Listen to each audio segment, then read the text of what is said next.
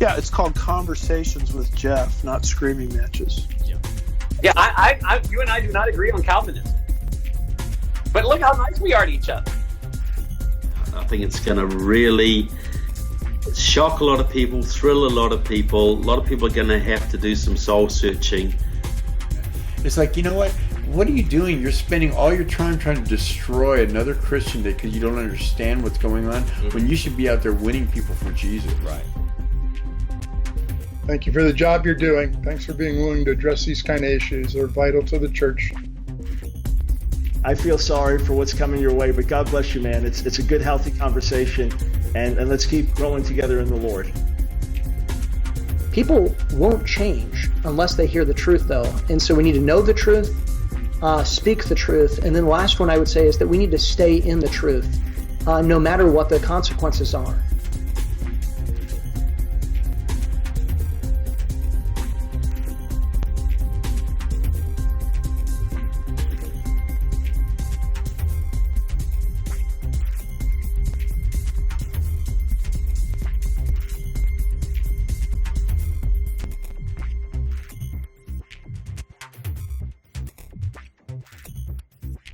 Okay, everybody, welcome to today's episode of Conversations with Jeff. As you guys all know, we've been putting out a new episode every day, Monday through Friday. We're going to keep that going into next week as well. Just to give you guys a preview of what we got coming next week. We're going to be going every day. On Monday, we've got Judd Saul. He's going to be at 9 a.m. Pacific time. And then on Tuesday, we're having back Michael Johns, who is the co-founder of the Tea Party. So we're going to be looking at a lot of the government's response to the coronavirus from a conservative Tea Party standpoint. So that'll be a very interesting conversation as well. So make sure you guys tune in for that. And then I'll be announcing some more guests as we confirm them for later on in the week as well. And then just as a reminder as well, we do have our membership program for the GK. It's called Plugged In. If you guys go to gatekeepersonline.com/plugged-in, you guys can check that out. You're going to have exclusive access to the recording of the Destroy Social Justice Destroy Social Justice Conference. You'll have talks from both Sam and I from the Stand Against Marxism conference. You get 30% off in the GK store for any resources that we carry there. And then you're also going to be getting our weekly devotional that we're sending out, which is called 12. And we're taking a different topic every month for a devotional, really dive into God's Word, really help you, which is great as well right now with the coronavirus and everybody's at home and staying in God's Word and that sort of thing. So make sure you guys check that out. Again, gatekeepersonline.com/plugged-in. Head on over there and you guys can get more information about that. Really excited about bringing Dustin Faulkner back. He's the host of Battlefront SouthGate here on the GK Podcast Network. But welcome back, Dustin, and glad we could sit down again and we'll catch up because there's so much in the news. There's always something new to talk about.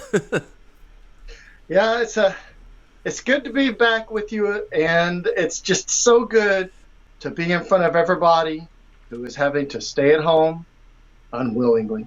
Yep. Yeah. And as Christians, but then also conservatives, this is a really interesting time, I think, because, we're seeing where, we're not legally allowed to go to church in a lot of places.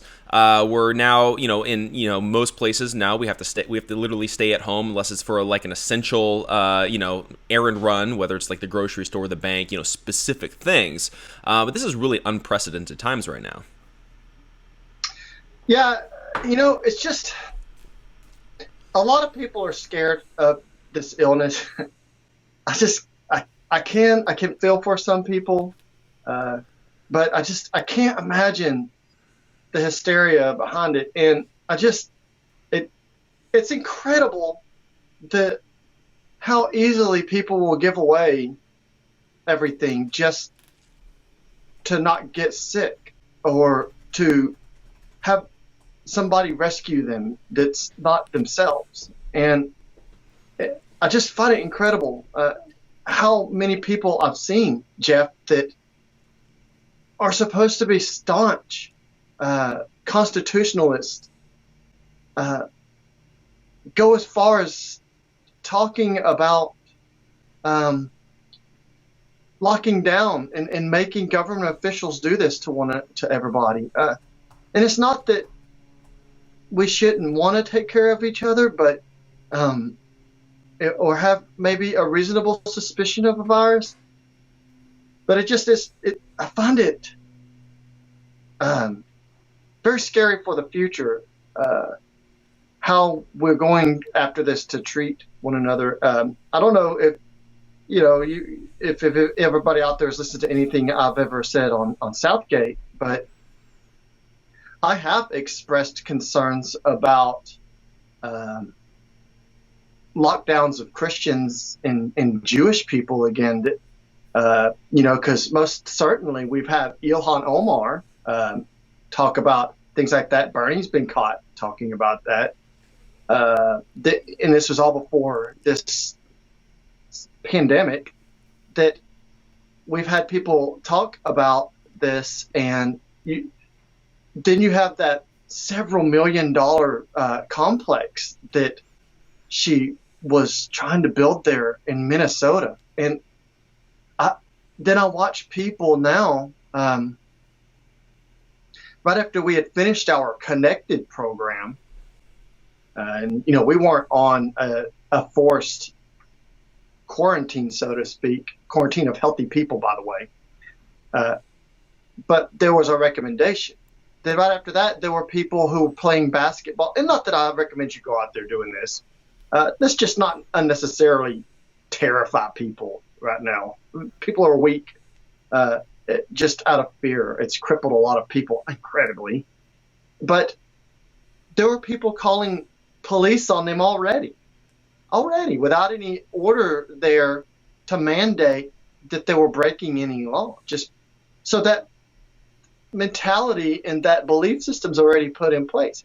Now, I think that we did pose that question on our Connected. We went through a lot of things. It's a lot to remember. Recommend everybody to be plugged in and go and see that. That was a very good program for everybody to learn information on. But the question was posed to me that if it was a lockdown and then you saw people gathering, like let's say a home church, maybe, would you call the police on them? And they were already during our conference here in Tyler. One of the questions was asked about where they could go to turn people in already. That was a question of importance. And I was asked if I would ever do that. I even took some polls on this thing. Absolutely not. I'm not going to turn people in. I recommend that you guys don't put yourselves in that position. You follow the authorities. It's a bad thing they're locking us down, but it's not anything that's going to totally harm you personally, that you can't at least just get through this. But I would never call the cops on the citizens who want to gather together and be with one another with this large families. So I think that we are in interesting times, and as I see, Jeff, the landscape has been changed for good now. I don't think we can go back from this. I think this is a test run, and it's only going to get used as more excuses now. Oh, the Republicans did it, and they have. Now we can do this. Yeah, well, and I think that that's the important thing to remember, especially with everything that we're seeing going on right now with the news and in the political world and all of that, is that this is no longer Republican versus Democrat. This is conservatism versus progressivism. This is small government versus big government. It's a battle of ideologies, not necessarily a battle over political parties. And that's something that I think that we need to remember as we're dealing with a lot of these issues, is that this comes down to what is your worldview. Do you want our country to be constitutional? Do you want your freedom? Do you want your liberty? Do you want to be able to make decisions that you feel are best for you and your family? Or do you want the big government to be making that decision for you? And I think that that's something important to remember, because obviously right now, obviously, you want to stay your distance away from people. You want to stay at least 6 feet away. You want to follow those certain precautions. But then you start getting into the constitutionality of, does the government have the right to tell you not to peaceably assemble? And that's where some of this gets into a constitutional decision on, okay, is this okay or is this not okay? And I would make the argument that right now, what we're seeing right now is a big power grab by the federal government and even by local governments. That's very dangerous for the future. Right. I agree. And I think that as we're going into the issues of big government, which seems to have definitely overtaken everything. I think that we need to remember something that Ben Franklin said, right? That those who would give up essential liberty to purchase a little temporary safety deserve neither liberty nor safety. And that is the fact is you all can make your own safety. And as we've said many times on your program, as we've said, other people like Shu have said, that you just put a reasonable amount of information out there, and then this information can be used for everybody to make informed decisions on what to do. Were there people who see? This is a thing that people should think about, and I think this is where everything's just gotten really crazy. Here we've chosen to lock down ourselves. Businesses made decisions to close before they were forced to close because they deemed that this could be a safety issue. All right, so what do? Well, they shut down temporarily. Then we'll send our people home, and then we'll try and get through this for the next 2 weeks. And it's been 2 weeks, guys. Now, as we were told, once you guys start doing that, you're going to start having officials wanting to push it forward. And once it starts in one area, other ones are going to get the idea, and it's going to pick up momentum. And so what happens there now, we're forced in another 2 weeks. And I'd say, everybody used to find it a little bit peculiar. You started seeing essential worker papers being handed out before this happened. And if anybody like me was out there saying, hey, you guys need to watch it, they're about to lock us down, they're about to do something. And then you get backlash, it's you're spreading rumors. It isn't rumors if you're making an informed opinion about something because of what's going on in the other areas. And is it any surprise to people out there that here in Smith County, supposed to be the epicenter of conservatism in East Texas, that they waited until that crazy COVID-19 relief stimulus bill or whatever was passed. Shortly after, what happened? Boom, they issued the order. And that's because, look, guys, now you have $1,200 or whatever coming to you, which purchases absolutely nothing. But I think that you really need to start looking at these things that where is the little government anymore, and what have you guys done now to yourselves that you've chosen this security from Big Brother over your liberty to choose what is safety to you and other people around you? Yeah, and again, I get from the pragmatic standpoint where Republicans are coming from in this $2 trillion stimulus bill of trying to get money in, keep things going during this downtime and things like that. From the pragmatic standpoint, I get the logic behind what they're doing, but then the question becomes: is this a bad precedent to set moving forward for future crisis? And I think that that's the problem that I think a lot of us are concerned about. Is it isn't necessarily, was this the right decision for this specific instance? It's what is this going to say about the future? And I think we can also take a look at that when it comes to the DOJ attempted power grab of trying to waive our constitutional rights and waive due process during an emergency time. And I think that again, that's a concern, because it seems like what these people in the federal government are trying to do is gain more power, use a crisis for their advantage into the future, and make permanent things when it should maybe at most be a temporary power grab. But even then, maybe we shouldn't even be making that power grab as the federal government. What are your thoughts on that? I don't think that we need to be making any power grabs. However, that's already happened now, hasn't it? We see now that, when you give anybody in these positions any kind of power to tell you what to do, you no longer are making decisions for yourself. And at that point, now you have to go through all this bureaucracy in order to exercise any freedoms, if they're going to allow you to have that. And what was some of the things that we have spoken about? Everybody screams about theocracies and controls of such things like that. Well, it goes the other way too. That now you have the leftists and the communists, and we're not just talking about them in Democrat form. It's both sides. There's leftists and communists and socialists inside of the Republican Party. And it's because you take control of both sides and there's no one to oppose you. This was something that it was laid out in A Brave New World, the book that was written some time ago. Can't remember off the top of my head right now. And then there was also laid out in Carol Quigley's book, Tragedy and Hope, where they described to be able to take control of both sides, that nobody will oppose you. So you just throw the one guy out and the other guy's still there to replace it. So we have these people that have essentially made a power grab in a crisis. And this is something that I'm recording currently for a SouthGate episode. It's probably going to be more than one. It's pretty in-depth.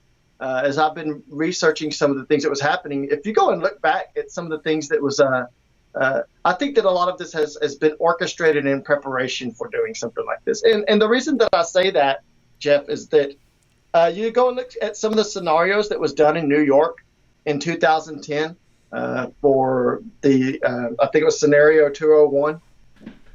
And what they did there is they prepared for such a thing as a pandemic. And, most everybody can reasonably be scared of getting sick. And then, especially when you introduce all of these unknown viruses into the communities, and then there's an uncertainty built around because we have this hysteria. We're constantly being brainwashed on TV. We've been prepared for this moment with shows like The Walking Dead, to these apocalyptic TV shows, and not that I have anything against those. I like that kind of stuff myself, the whole fantasy aspect. But it's fantasy to me. But you can't get me wrong that it's been a preparation for those who don't think logically, rationally, who don't normally do any research, don't listen to anybody, and they marginalize and call you a conspiracy theorist just because you raise a question. But anyway, in that scenario 201, I was watching some of these things, and they got, I believe it was 16 world leaders together. The Bill and Melinda Gates Foundation, that was the Johns Hopkins University. Keep that one in mind, guys. Where is everybody getting their information from? The coronavirus is some of that stuff. And they prepared for this pandemic, and the pandemic was so that you could be able to gain control of everything. And they got them at this sort of roundtable thing, and then they all acted this out to be in preparation for it. And they did some of these like news things, right? And in those news things, it looked exactly like what the news looks like today about it. And the news things was how the information that they put out in order to make people go and want to shelter in place. And then they were saying that in those videos. Guys, this was 2010. And they were saying that in these videos. I'll be presenting some of that on the program, and where you'll be able to hear it and see it. But it sounded exactly like you hear right now with the media, that they were talking about it was worse than the flu, and there were people walking around, and they even called it the coronavirus. It was called CAPS, and it was called the novella coronavirus in that scenario. And it looked exactly like when you're watching the news. And so what they were saying in there was, you might have it and you don't know you have it. And then it starts out as a little sniffle, and then you're going around touching people. And what was the thing that they said in there? It will be in that news feed scenario that they did. It will be worse than the 1918 flu epidemic.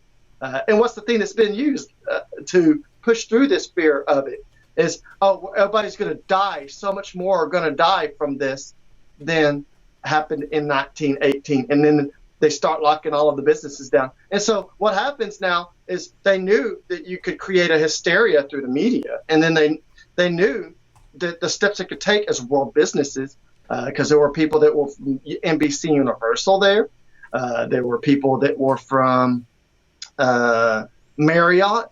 There were people from the China CDC was one of the people, the U.S. CDC, Australia CDC. And, not to keep going here. It's a lot of information, but it all sounds exactly how they prepared in their group to push today. And I have said that I expected this to happen pretty close to this. I thought it was going to happen something similar last year, and I thought it was going to be more of a financial collapse. But however, what are we looking at? A financial collapse. But they used something else in order to do it. And I think that's what we're looking at. And now the private grads have happened again. So now we have things that, what are we going to do? Another Patriot Act sort of thing? I think we'll be seeing stuff like that. Especially, they always say, we're going to do it for 2 weeks, and then we'll re-examine it again in another 2 weeks. So what are they going to keep doing? Push this down like over there for months now? Where what did you say? The L.A. mayor was talking about that for months. Yep. Yeah. Probably a couple more months is what he was talking about. Yeah. Yeah. See, that's a problem, man. And the fact that you see the majority of people actually not pushing back against it. They're willing to just okay. Now what have they done all of this time to us? Is they've caused both sides of all of us to start fighting, that we all begin to start not wanting to fight anymore, that we lose the ability to have a fire in our stomachs and a courage to speak, and they're tired of fighting with one another, that we just accept what they put in place. And I believe we're seeing that now coming to fruition. Mm-hmm. Now we've got a couple of questions on Facebook comments. So I was going to ask some for you. So Chris Harris said, he was quoting something that you were just saying. They used something else. Are you saying our government unleashed the virus, or that the virus is a hoax? I would not say that the virus is a hoax, but some of the research that I have been looking into, it does show that there might have been an intentional release there in Wuhan into the China areas. They did allow 7 million people to leave the shores after knowing about it for at least a month. They did not lock anything down. They knew that there was how contagious it was. So what happens is it went out to the other countries. A lot of them weren't able to contain it because of socialized medicine, like we're seeing the unprecedented deaths of people, the Italians over there. It came from the Wuhan shore there.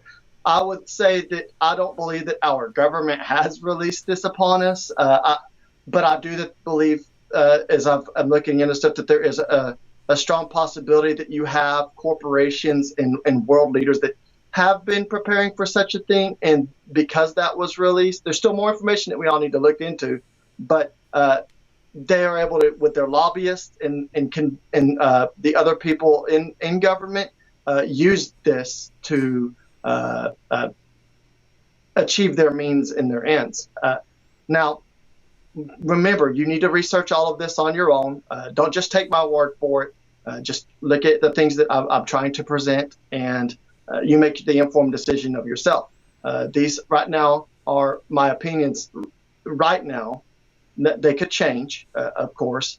What I'm doing is I'm trying to disseminate all of the information that I can, just as everybody else. I would not say that our government went and threw a virus into everything and planned this. I don't believe that. No, sir. Yeah, for sure. And for everybody as well, keep posting questions and stuff on Facebook, because that kind of it helps us to know what you guys are thinking, if you guys want more clarification and that sort of thing. One of the other questions that's on the Facebook comments is dealing with this idea of our liberties and freedom versus protecting it and saving lives of the people that are around us. And I feel like that's a big debate that's going on with even a lot of Christian leaders right now. Is you've got some that are saying we should have these big government solutions because that's actually saving lives and that's loving your neighbor, right? And then you've got other Christian leaders that are saying we need to be promoting freedom and liberty and not pushing for these big government solutions. And so how do we find that balance between loving our neighbor but then also fighting for freedom and liberty? Where's that balance there? The balance in that would be that you do have elected officials, because we are in a republic, that you elect to make the proper decisions when we are in issues like this.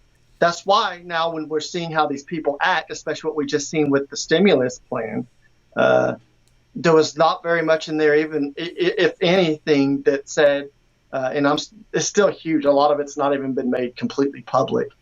But from what I've seen in there, it's a bunch of pork and a bunch of stuff that's taken care of a lot of their organizations. If you would go to SouthGate, the immigration warfare series, and then listen to how some of the things I've been talking about, all of the refugees, you will see that one of the things that they put in there was to put more money into the refugee resettlement programs, which they have been trying to do for quite some time. So now, because we see those, that's an example quickly there, that we see that we've elected these people, or you didn't elect them and people around you did, that we need to be electing people that make better decisions. Now, having a love for your neighbor and then not wanting to get them sick is a very good concern. I believe that that's why, if you might have heard I said earlier, that we were choosing, many of us, to stay in place or not frequent areas as often as we would be. Loving your neighbor would be to follow the proper guidelines you would with any sickness, to wash your hands, to maybe keep the distance with each other. Now, if you're not sick, don't go out there wearing the masks. They've told you not to do that. And to maybe not frequent so many places that you were before. Make that decision based on your discretion. And a lot of us were doing that here. Many people. Now, a lot of evidence has shown, guys, that the virus is still spreading even then. I think that even with the lockdowns, people are going to get it eventually. I really see that happening, even with how we were doing lockdowns here willingly. And that was a concern for other people. I was concerned about it. You might have heard if you were listening to Connected, I told that my wife's considered high risk by their standards. She's not somebody who would be a good idea for her to get sick if it's all really factual about what's happening with that stuff. But yes, I think that there is a fine line between caring for your neighbor and then allowing the government to go out there and then knock you down. And that's where you see a lot of the Christian people who they are making conscious decisions to distance themselves, to not go and do things for 2 weeks as they've been recommended to, which is a great idea to recommend. You're going to have people going out there doing these things no matter what. In fact, even with some of these stay-at-home orders, you're going to see people still trying to go out there and do stuff. Now, I do recommend now that they put those in order, you need to follow those orders and not be rambunctious. Raise a shout about them and make sure people know that you disagree with them, but definitely follow them, because it's not totally harmful. There's nothing you can do about it now. You don't need to be going to jail, because that's not the best issue. We let this get past the 2 weeks or wherever you are, and then we'll start doing something about it. But keep in mind, though, that the government is not your daddy and your mom, and we don't need them to be telling us what to do, because when you start telling them what to do, then there's going to be a lot less liberty for you to make decisions to care for others, because then they'll take everything and tell you what to do. There's nothing left for you to be charitable with and for you to show that you care. And what witness are you to anybody when you're being told what to do by the government officials, and then it doesn't like you're just being charitable, you're being obedient to them. And how many times that even if they do make one good decision that seems like good, then the next one's going to be worse, because they already have that ability given to them. There's always that concern. And so the next one's going to be, well, we know what's good for you. Look what we did for you last time. And then they institute things like, oh, well, you're 80 years old. You don't need to have the right to be in the hospitals. It's better that for the whole everybody else that we just don't treat you.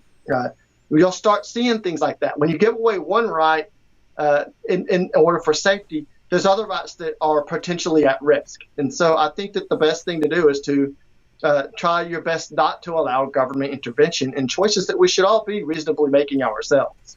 Yeah, well, I hope that answers your question. Yeah, for sure. And I think, and I'm trying to figure out which country this was. Here, let me just pull this up. So there was a country in Europe, and I'm trying to remember which one it was. But they're a single payer healthcare country, right? And so, obviously they're dealing with an overflow of people that are going into the hospital. And if I can find it, I'll pull it up a little bit later, and I'll let everybody know what country it was. But basically, what they've been doing is they've been essentially rationing healthcare, and what they've been saying is that if you're over 60 years old, you're not going to get the care that you need because they need to save their medical supplies and the healthcare for those that are younger. Because they still have their whole life to live, whereas if you're older, you've already lived a great life, and that's been one of the big arguments against single payer and against Medicare for all and all those kinds of things, and the people like Bernie Sanders and AOC and that crowd that say, oh, that would never happen. Well, it's happening. So even within this crisis, one of the things that we are seeing is evidence, for a more capitalistic ideology when it comes to healthcare versus single payer and socialism, and I think that's an important point that we should be pointing out right now. Yeah, and I think the country that you're either referring to, it's either Sweden or Norway. I think it might be Norway. Yeah, but I think that that's a very good fact that you made there, Jeff, because you walk a fine line of showing charity through government, which we know isn't really charity, it's force. And true charity comes from the individual. It comes from the love of people around you, because we want people to be taken care of. We do. I don't want to see anybody get sick. I think, we just need to really just take recommended precautions. And I don't think that you're doing anybody justice by panicking. As Christians, we need to be out there leading the charges of how we should act in these times. And that is that, that Jesus Christ is in full control of everything. Everything happens as his choices are made. And have your faith that in the end things work out for the good of his. And so when you walk in that way of faith, then you'll be more charitable in the ways that you walk. And you certainly you don't want to allow bodies of government to make what's called charitable choices for you, because government's charity is not the same as an individual's charity. It's not so much a love, but more of a demand. So I'd be careful myself about believing that. Mm-hmm. Yeah, and I was just looking at it, and I believe it's actually Italy, which is kind of the epicenter out there in Europe when it's dealing with coronavirus. But I think another aspect of this too is I think that what we're seeing right now, the good that we're seeing in the response to coronavirus, is that the capitalistic freedom and liberty mentality of America is actually doing a lot of good. And I think we're seeing that with a lot of the businesses and the corporations that are stepping up. And now they're making ventilators. Now they're making the masks. Now they're actually manufacturing a lot of the stuff here in the United States, and they're stepping up and actually providing results a lot better and a lot more effectively, and probably a lot cheaper than what the government could or would be able to do. And I think that that's evidence of the fact that if we allow our people and we allow our companies to actually fill the needs instead of automatically jumping onto we need the government to do something, we actually get things done quicker, better, and more effectively and more cost effective than if we're just like, hey, big government, do this for us. Right, because as something that I say is unleash the private sector, don't seize it, and that's just because it's the individual. When people have an incentive to profit in some way by producing something, they tend to make a better product anyway than being told that they have to make it. They'll find better ways. the government itself, look at it as run inefficiently itself. You have a bunch of people there that have never even tried to own businesses themselves. Biden's never himself. He's been in politics since 29. So he's never really gotten out there and done anything in the private sector himself to produce anything. So he has no skin in the game. And when you have people out there who do have skin in the game, they have an understanding of what it takes to be able to for people to want what they have. And therefore, things are done more efficiently because they'll know that, well, if I do it this way, it's going to cost me. It costs this much. I need to have it done this way. And this is how we can be expedient, but also deliver good quality. So then when we have those things done in the private sector, it allows everything to be more efficient. We'll get it faster. It won't take so long, because when you have government doing anything, it always takes longer than it should.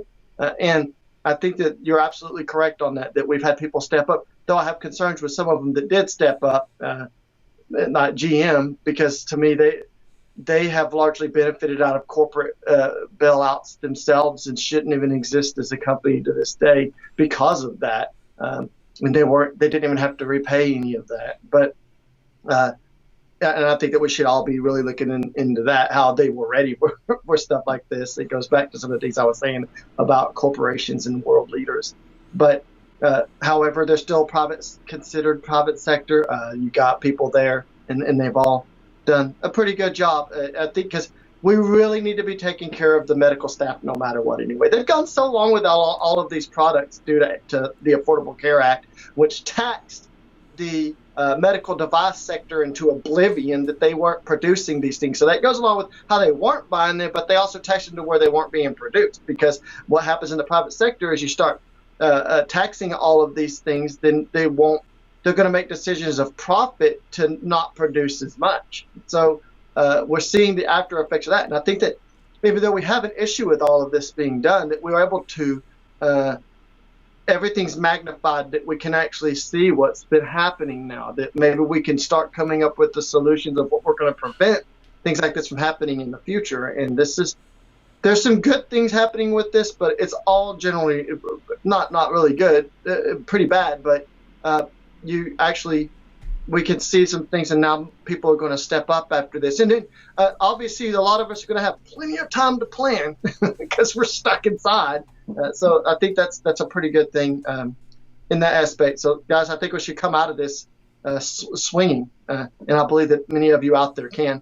You are all very intelligent people, because nobody's going to get on programs like you and I are putting out and just sit there when they could be watching the places like Hulu or something who are putting out stuff that make them dumber.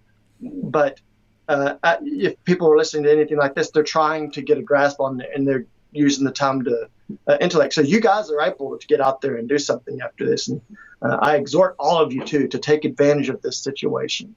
Yeah, no, I totally agree, and just kind of like piggybacking off of that a little bit is, like I just had on JD Rucker from Rucker Report on my podcast a couple days ago, and one of the things that we announced is that we're working on this idea of the American conservative movement, of trying to get some sort of grassroots movement going coming out of this whole coronavirus situation to really be pushing for true freedom and liberty and conservative values, because we are seeing a lot of this big push from big government and that sort of thing.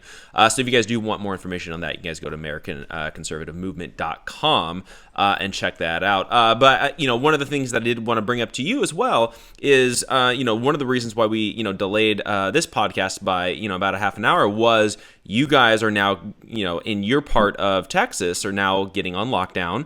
And so what's going on out there? Because, us out here in California, we've already been on pretty much lockdown for quite a while. But you guys are now, having that enforced as well. So what's going on specifically in your neck of the woods, that's new for you guys? Okay, well, I'm still trying to get a grasp on it, but I think that we're looking into they actually don't call it a shelter-in-place order. They have named it stay-at-home order. And I could be wrong on some of this. I was going over that at the same time getting ready for our show today. But, you're trying to listen intently to what they're saying. And it just seems like they contradicted themselves a lot on the order. They're telling us they're going to arrest you and fine you for being out and you're not doing essential duties. Because all of a sudden now only certain workers are essential workers when they've largely been used by other people to do that. And but they have you can get these worker permits, and they're telling us, well, if you can do business at home, we're going to allow that. Well, what's any business of yours if I could do my business from home or not? Because I'm doing it here already. So now they're kind of overreaching it, but they always try to flower it a little bit with, we're not trying to enforce it. We're just trying to make sure that, I think that he also said that they're not going to have permits or something. He said that's a good idea to have something like that, but they're not going to enforce having permits, which how are you guys going to enforce anything? Also, our parks and things are open, which to me sound like you could still go to the park and have fun. Just don't play basketball. That was something that he said. Just don't play basketball. What is this stay-at-home order then? What are you doing here? You're confused. It's confusing that I could get fined and arrested for not being out doing essential duties, but the parks and everything are open. It's very confusing. So I still have to really look into it myself. There are, like you have the retail workers are allowed to continue working. They are other things that are open that allow you to do your essential tasks. But everybody else, it's being recommended / mandated that you need to be staying at home.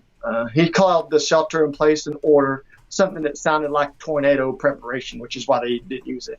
I think the language is pretty clear that they want you to not leave your house. So technically, it sounds to me like they say parks are open, but they're going to start making you stay home. They're just trying to sound nice on TV, but it sounds to me like they're going to start arresting people for generally being out. So I'm still not quite clear on, well, how are we supposed to do that? Do you need to go and get a pass so you make sure, go and get your hall pass to make sure you're going to get a groceries and come straight back home. So I think that's a lot of things happening. Smith County has had 27 cases, and they said it's been in the last 48 hours. But there's in Smith County, I could be wrong on this, but I think we're pushing pretty close to 200,000 people. So, it might be 170 to 200,000, something like that. 27 who are sick, and I think one death, and he was 91 years old. And that was probably 3.5 minutes away from me at Hideaway. And so I think that there's kind of this panic. They brought some of the medical officials on, and then we're talking about how you need all the stuff that we hear already. So I'm not understanding about the whole order. He says that they will start enforcing it on businesses, so that means that they will go into businesses and then make them stop. I'm thinking they might issue a warning for the first couple of days. He made it sound like, but I think it was the county judge. And then they'll be enforcing everything after that. But it just sounds to me like, don't go out or we're coming after you. Even though he tried to downplay some of that. And that might have been, political show there, but I'm not sure. I'm not in his head. Yeah. So that's what's going on here. So 2 weeks, going to reevaluate in another 2 weeks, which could mean maybe they'll push it farther. I hope not. But I saw this coming anyway. I've been trying to tell people the 2 weeks recommendation thing that everybody was trying to do. No, guys, they're going to figure out, they're going to lock us down at some point. But 27 cases, doesn't seem like enough to be telling people that everybody that we need to be not going outside. You could go outside on your property, so to speak, but that's what it sounds like to me. Mm-hmm. Yeah, I know that. I was listening to Mayor Garcetti out here in Los Angeles, and he was talking about how they're shutting down all the businesses that are non-essential, and that if you're still going to your place of business, then against the order, then they're actually going to shut off your electricity and water. And one of the other things he was encouraging, which I found this very ironic, was that if you're out and about and you see somebody else out and about that shouldn't be, then you need to notify the authorities and you should go confront them, which seems interesting. That what about the 6-foot rule? And then if you're out, aren't you breaking the rules too? So, it's one of those things you're like, where's the logic in that? But I feel like to a certain degree as well, when you're looking at a lot of these lockdowns, I could understand a local mayor saying, "Hey, we're gonna go on lockdown so that way we have enough time to suppress this for a couple of weeks, so that way we can get more hospital beds in place and actually have a course of action." But it seems like what they're doing is they're just shutting things down and then just saying that's the end of it until this all gets figured out. It's like, no, let's just, if we're gonna do this, let's do this so that way you can get everything in place to be able to take care of the people who may or may not get sick in the future and get all this figured out. And I find that kind of concerning, that it's just like, we're going to shut down, end of story. I'll tell you what concerns me is what you just said, because I kind of got that impression from the last guy at our conference. I can't remember his name, the county judge, for a lot. He's not out there a lot. But, and I'm always lecturing people about knowing your officials. There you go. I think, I got the impression that one of the reporters in the room made sure he asked that, because, obviously we need to get people out there patrolling themselves and turning people in.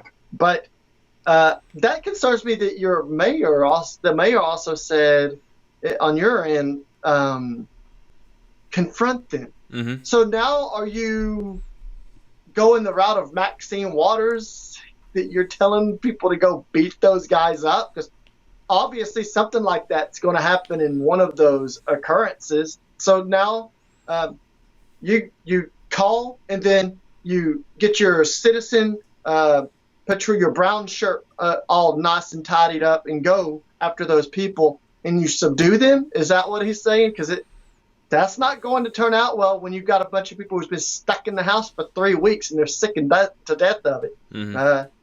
That's not good, man. Are we going to see that nationwide? Yeah, well, we'll see. That's what's interesting to me, is that, to me, what that is doing is, even subliminally, it's pitting citizens against other citizens, as opposed to, hey, we're all in this together, let's all pull together, encourage each other, and that sort of thing. Instead, it seems like rat out all these people, essentially they're the problem, go after them, all that kind of stuff. It's like, let's stop pitting everybody against each other, and let's come together and let's figure out the right solution. To me, the right solution, if you're going to have these shutdowns for a temporary, limited time, so that way you can get your ducks in order, so that way we can actually, beat this thing, as opposed to it just being like, literally, Mayor Garcetti is literally saying it's going to be probably lockdown in Los Angeles for probably at least another 2 months minimum. It's crazy. Yeah, and if you got people already irritated, they're out on edge because they have cabin fever, you've ripped apart their lifestyle of being able to go outside, because in California, people move there because they want to go outside. All right, it's a beautiful place. And so now you got people that are going to get tired of staying in there. You're going to see them going out. And then you have more angry people who are still hysterical about a virus spreading, that are going to be confronting it. So to me, you cause people to fight each other, so then you could throw them both in jail. One for fighting, even though you told him to do it, and the other one for violating an order. In 2 months just seems completely unreasonable. I still am of the impression myself that everybody's going to get this eventually, in some form or another. It's going to happen at some point. Do we want to stem the tide of it? Okay, we did that for 2 weeks. I think that we need to get on with it. I really, really do. This is setting us up for some problems here very soon. Yeah, well, and there's a lot of studies that are out there right now that are actually saying that more than likely millions of Americans have already had coronavirus. It's just a good percentage of the people don't actually show symptoms, which is interesting, because then that obviously, if that's true, that makes the mortality rate that much lower if millions of people are getting it and they're not showing symptoms. It's just the ones that we're aware of are the ones that are showing these really bad symptoms and that sort of thing. So that's an interesting, kind of wrinkle into this whole conversation as well. Lisa Elizabeth over on Facebook is saying, Americans can make decisions for themselves. Our forefathers lived through a smallpox epidemic through the Revolution. They didn't have grocery stores, pharmacies, or TVs, and they weren't on shutdown either. I'm sure they were all staying pretty isolated and things like that, but they were probably still going to the store and going into their local towns and things like that. So that's an interesting point as well. Yeah, I think that she makes a very good point there. I think that I'm trying not to get in trouble here. I'm trying to sound kind, but I think that we've made cowards of ourselves now. I mean, we've made ourselves so afraid of everything that we don't want to go out there and just take care of the situation. We've gotten to where we want other people to do it for us. It's not going to turn out well for it. It's not. Nobody will be independent thinkers anymore. Here's a thing that I see so many people celebrating the stimulus package that was moved through, that it's $2 trillion. There's nothing in there hardly to help. Supposedly what this is supposed to be for is to help people. It's not. But then you have people celebrating it because Americans need relief now. We need $1,200 per person so that we can weather the storm. But then we need to sit there and fund the theater arts there at the JFK place. We need to fund the refugees, and there's more than that. But then you see conservatives are saying, well, we just need to do it anyway. Let's just get through this by passing this. And then you start to see more shelter in places happening after that pass. And we've traded in our liberty for a much, much larger cost. And she's absolutely right. We've gotten through much worse than this virus. I think that people's minds have kind of gone down to where they can be easily moved about because authority figures say so. And independent thinking's kind of out of the way. And then the biggest thing that you'll start seeing people say now, well, you're not a MAGA supporter if you're not for this bill. That's absolutely false. You're just not thinking everything through because you think that you got to cheerlead everything just because conservatives pushed it through, and then Trump signs it. That's not how things work. We're not supposed to keep quiet just for $1,200 plus the billions of other dollars that are going nowhere.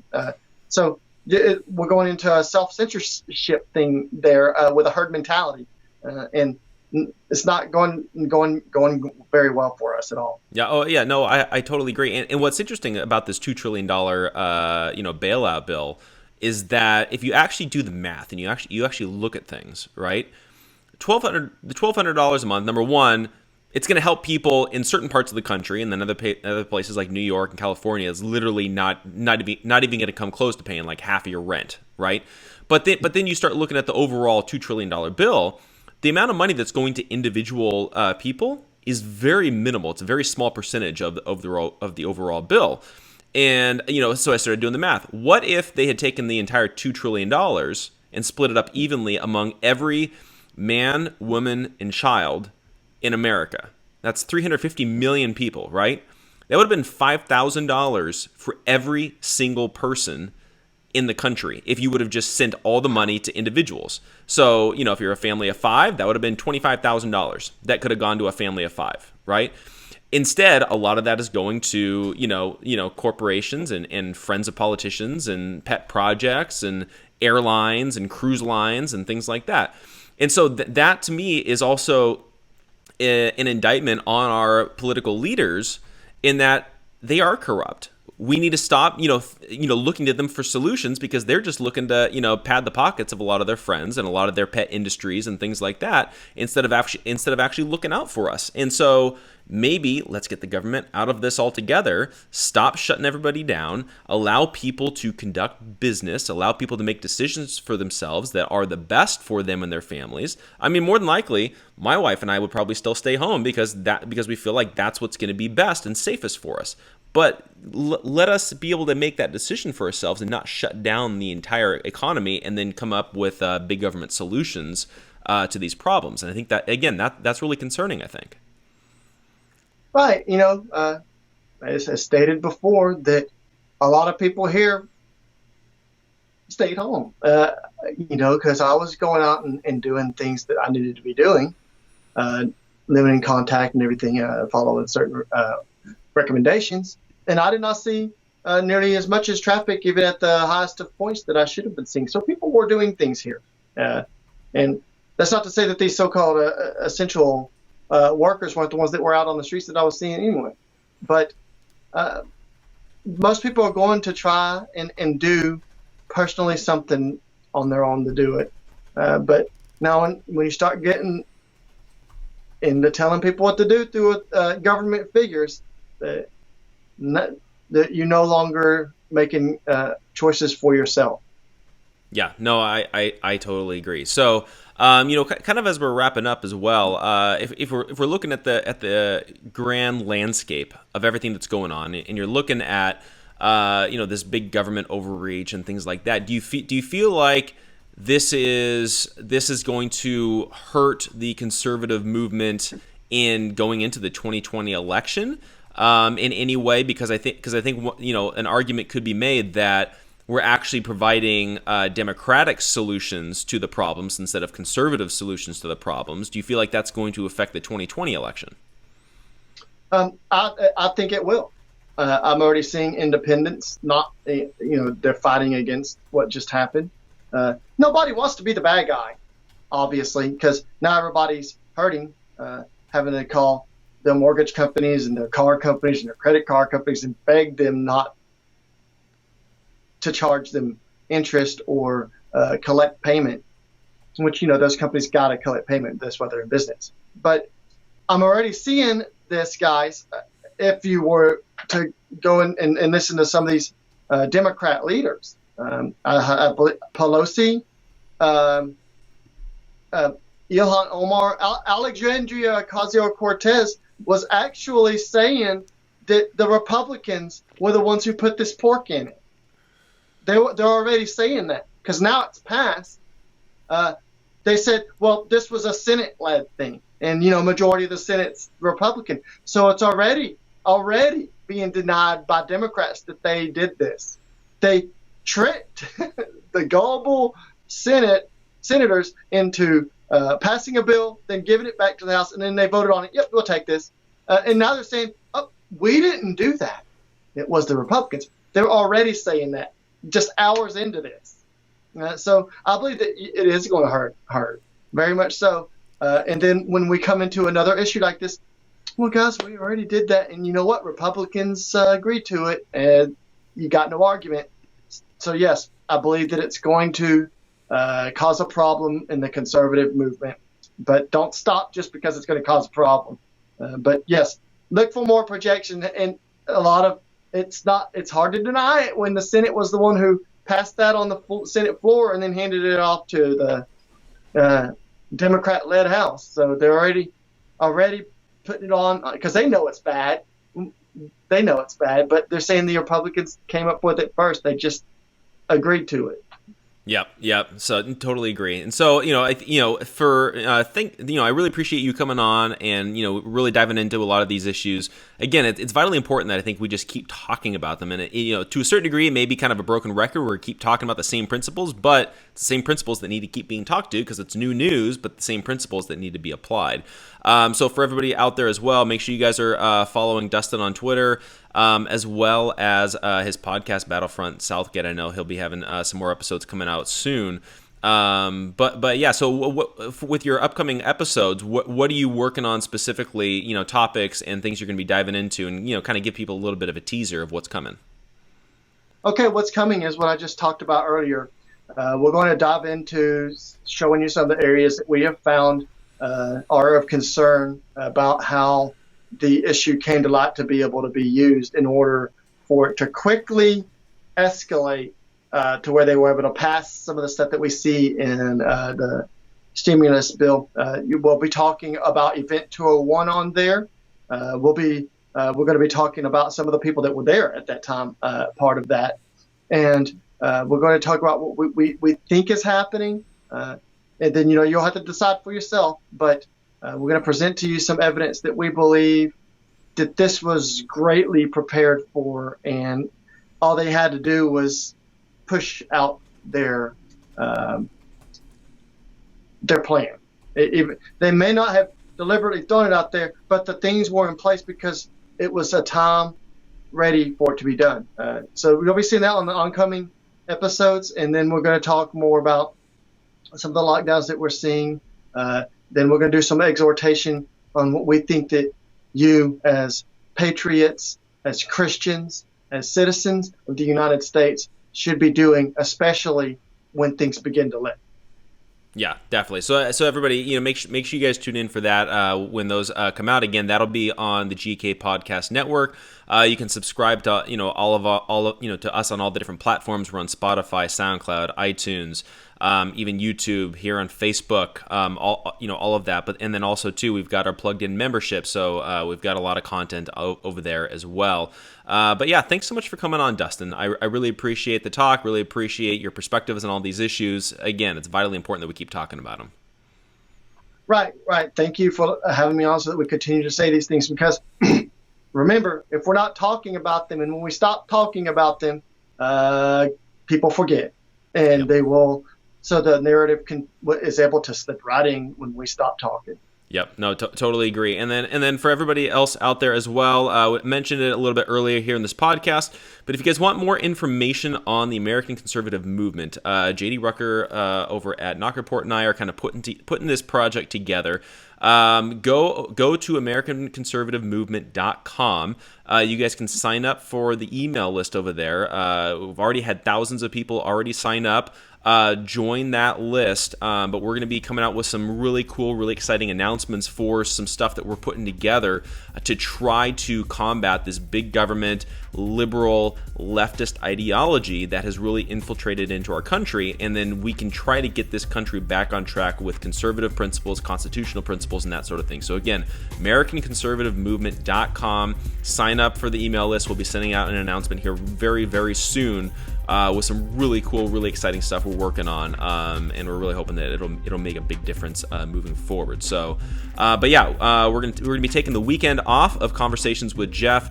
We'll be back on Monday. Got Judd Saul from the Enemies Within the Church documentary. We're going to get an update on that. And then Michael Johns on Tuesday. Again, co-founder of the Tea Party. Another really cool conversation coming your way.